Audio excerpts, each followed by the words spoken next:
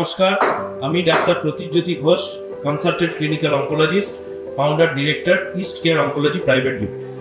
তো আজ আমাদের টপিক অফ ডিসকাশন হলো এইচপিভি অ্যান্ড সার্ভাইকাল ক্যান্সার। তো এটা হয়তো অনেকেই শুনে থাকবে যে সার্ভাইকাল ক্যান্সার এমনই একটা ক্যান্সার যেটা ভ্যাকসিন দিয়ে প্রিভেন্টেবল করা হয়। কেন? কারণ এইচপিভি যে ভাইরাস আছে, হিউম্যান প্যাপিলোমা ভাইরাস, তার যে ভ্যাকসিন আছে সেইটা নিলে, ঠিক সময় নিতে হবে যদিও, তো সেইটা নিলে এই ক্যান্সারকে আমরা আটকে দিতে পারি, এই ক্যান্সার হওয়া থেকে পেশেন্টকে বাঁচাতে পারি। এবার বিস্তারিত এই ব্যাপারে যদি বলতে যাই, তাহলে যেটা হচ্ছে যে সার্ভাইকাল ক্যান্সার যেরকম মেয়েদেরই হয়, তো এটা এইচপিভি যেটা হিউম্যান প্যাপিলোমা ভাইরাস, এটা পুরুষদের যৌনাঙ্গে থাকে, নর্মালি সেটা থাকে। এবার অনেক ক্ষেত্রেই সেটা মেয়েদের যোনিতে প্রবেশ করে আর সেখানে ক্যান্সার ক্রিয়েট করতে পারে।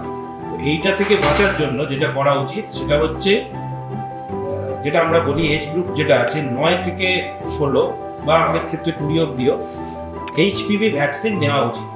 সাধারণত যেটা বলা হয় যে বিয়ের আগে বা সেক্সুয়াল অ্যাক্টিভিটির আগে এই ভ্যাকসিনটা নেওয়া উচিত। এটা ডোজ শিডিউল আছে, সেইভাবে ঠিক মতো নেওয়া উচিত।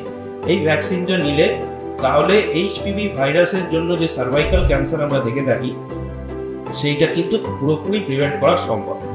তো আমরা অনেক সময় ভাবি যে ক্যান্সারকে প্রিভেন্ট করা যায় না বা এরকম, কিন্তু এইটা একটা ক্যান্সার আছে যেটা কিন্তু ভ্যাকসিন দিয়ে প্রিভেন্টেবল। এরকম কিন্তু ক্যান্সার বাকি ক্যান্সারের ক্ষেত্রে সবসময় প্রযোজ্য হয় না। তো সেই কারণে যেহেতু এটা আমাদের সম্ভব যে ভ্যাকসিনটা নিয়ে ক্যান্সারটাকে আমরা আটকাতে পারি, তাহলে সবারই উচিত যে এই যে এজ গ্রুপটা বললাম 9 থেকে 16, এই এজ গ্রুপের মহিলাদের বা মেয়েদের এই ভ্যাকসিনটা নিতে এনকারেজ করা উচিত।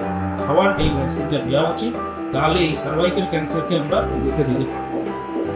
এই ব্যাপারে বিস্তারিত জানার থাকলে আপনি এই আমাদের নিম্নলিখিত নাম্বারটায় যোগাযোগ করতে পারেন। ধন্যবাদ।